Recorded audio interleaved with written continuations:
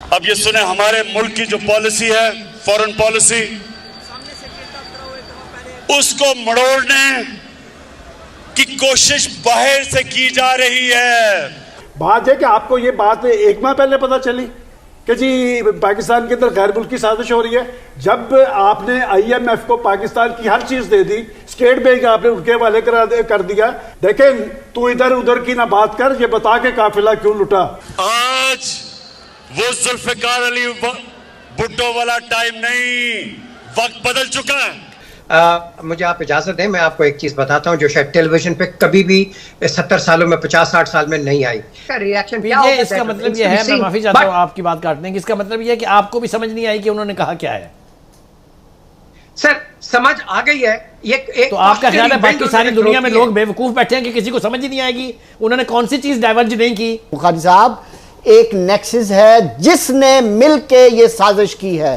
दूसरा लम्हा फिक्रिया रियासत के लिए कि अगर आज हमारी फॉरेन पॉलिसी में इस हद तक बिकाऊ फॉरेन पॉलिसी है तो फिर इस पाकिस्तान 22 करोड़ अवाम को चुल्लू भर के मर जाना चाहिए। आप ग्राउंड रियलिटीज तो देखें। IMF के पास आपका फाइनेंस मिनिस्टर तरले कर रहा है पिछले 3 महीने से कि अल्लाह के वास्ते हमें ये दे दो।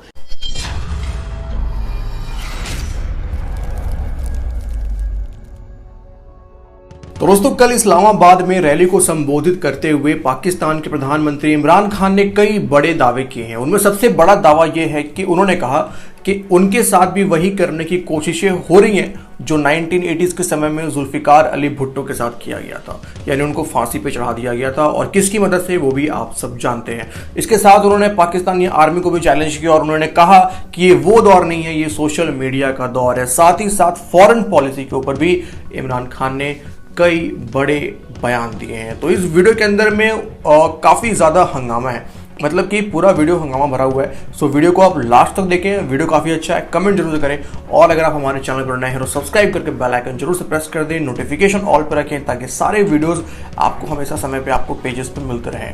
सो ख्याल रखिए अपना, अगले वीडियो में मुलाकात करते हैं आपसे। जय हिंद, जय भारत।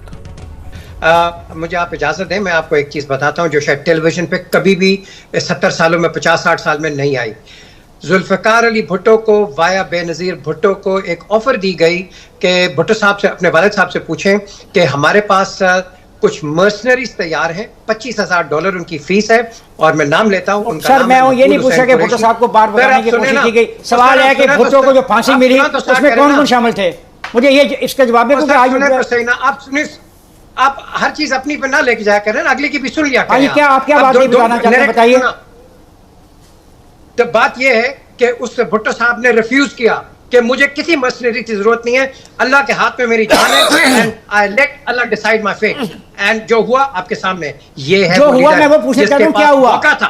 मैं ये पूछना चाहता हूं क्या हुआ, कौन कौन शामिल था, क्या हुआ आपको पता नहीं? ये आप बताएं ना, मैंने तो कह दिया आपको, आपने फौरन एक डाइवर्ट किया।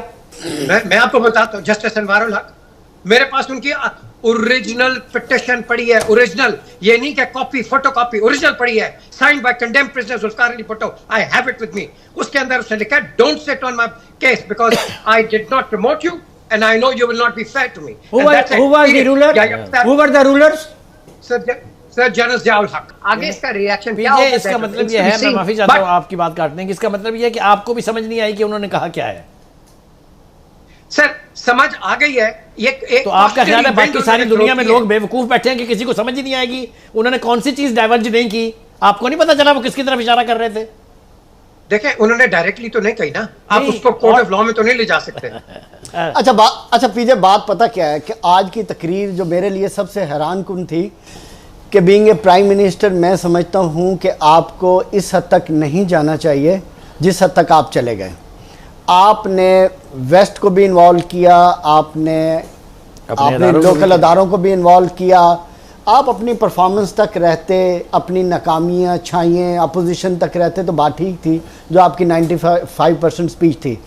लेकिन आपने भुट्टो साहब को भी बीच में डाला और भुट्टो साहब के जो फॉरेन पॉलिसी की वजह से जो कुछ हुआ उनके साथ, जिन्होंने किया उनके साथ, जिनके साथ मिलकर किया उनके साथ, आपने उनको भी शामिल कर लिया।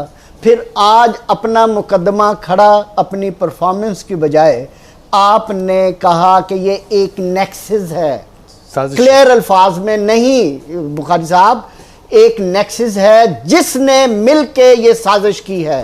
दूसरा लम्हा फिक्रिया रियासत के लिए कि अगर आज हमारी फॉरेन पॉलिसी में इस हद तक बकाऊ फॉरेन पॉलिसी है तो फिर इस पाकिस्तान 22 करोड़ अवाम को चुल्लू भर के मर जाना चाहिए। अगर यह रियासत है कि मुल्क का प्राइम मिनिस्टर खड़ा होके सबके गिरेबान नंगे कर रहा है और कह रहा है कि मुझे इसलिए उतारा जा रहा है कि मेरे खिलाफ साजिश हो रही है, फिर कहां है गैरत इस कौम की? कहां है कस्टोडियन इस कौम की गैरत के, चाहे कोई भी है? मैं तो यह समझता हूं कि प्राइम मिनिस्टर की इस चार्जशीट पे कमीशन बनना चाहिए, इसकी इंक्वायरी होनी चाहिए। हम ये मुल्क, ये रियासत 1977 में एक भुट्टो गवा दिया, 2022 है। एक सेकंड बुखारी साहब, अगर इमरान खान समझते हैं कि दोबारा एपिसोड 2 ना हो तो फिर कमीशन बनाएं, जो जो इन्वॉल्व है इस साजिश में उनको नंगा करें। यह रियासत की जिम्मेदारी है। क्यों कि आज अगर हमने इस चीज को कवर ना किया तो फिर आपने अपनी सॉवरेनिटी ऑफ द स्टेट, आपकी खारजा पॉलिसी ऑफ द स्टेट और पूरी कौम की गैरत को फिर आपने पीजे उन्होंने कहा है कि मुल्क के इन्हीं हालात के सामने रख दिया गया, खारजा पॉलिसी को बदलने की कोशिश की जा रही है। Do you agree with this proposition? I totally agree with What this. information you have? बिल्कुल सही।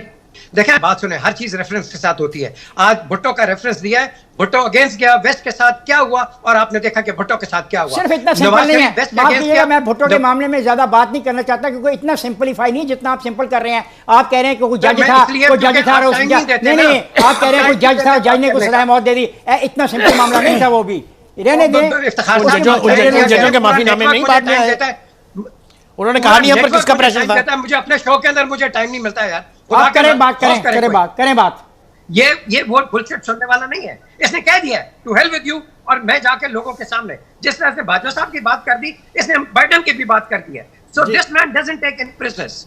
जिस खुद मुख्तारी की बात जनाब इमरान खान साहब कर रहे हैं, हर कौम चाहती है खुद मुख्तार होना, लेकिन उसके लिए आप ग्राउंड रियलिटीज़ तो देखें। IMF के पास आपका फाइनेंस मिनिस्टर तरले कर रहा है पिछले 3 महीने से कि अल्लाह के वास्ते हमें ये दे दो। FATF की तलवार आपकी गर्दन पे लटकी हुई है कि आपको वो ब्लैक लिस्ट करना चाह रहे हैं। आप कर रहे हैं खुद मुख्तारी की बातें, ये हवा में बातें करने की नहीं है तो और क्या है। पहले तो आप ये मोहताजी ख़त्म करें जिसने टर्की ने किया। टर्की ने IMF को कहा भागो यहाँ से, नहीं चाहिए हमें आपसे पैसे, पहले वो तो कर लें, फिर खुद मुख्तारी की बातें करें। और खुद मुख्तारी की बातें आइसोलेशन में नहीं हो सकती। देखें at the end of the day उन्होंने ऐसा किसी अपने इंस्टीट्यूशन को, आप सिक्योरिटी इंस्टीट्यूशंस की बात कर रहे हैं, उन्होंने कोई ऐसी इंसिनुएशन नहीं किया। भुट्टो की फांसी किसने कराई थी यार? उस सर भुट्टो की फांसी किसको नहीं पता, किसको नहीं पता? आपके प्राइम मिनिस्टर को नहीं पता, आपके प्राइम मिनिस्टर को नहीं पता कि क्या होता है और कैसे होता है। सर उसको हर चीज पता है। पता है तो फिर नहीं करना चाहिए था ये।